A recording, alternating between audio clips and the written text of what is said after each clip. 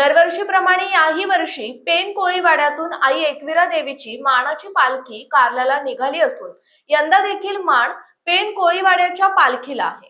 चैत्र शुद्ध सप्तमीच्या यात्रेला होणारा हा पालखी सोहळा अत्यंत मानाचा आणि भक्तिमय सोहळा असतो। तसंच परंपरेचा, श्रद्धेचा आणि एकतेचा हा सोहळा मानला जातो। पेण शहरातून वाजत गाजत आई माऊलीचा उदो उदो अशा गजरात भाविक भक्त या पालखी सोहळ्यात सहभागी होतात।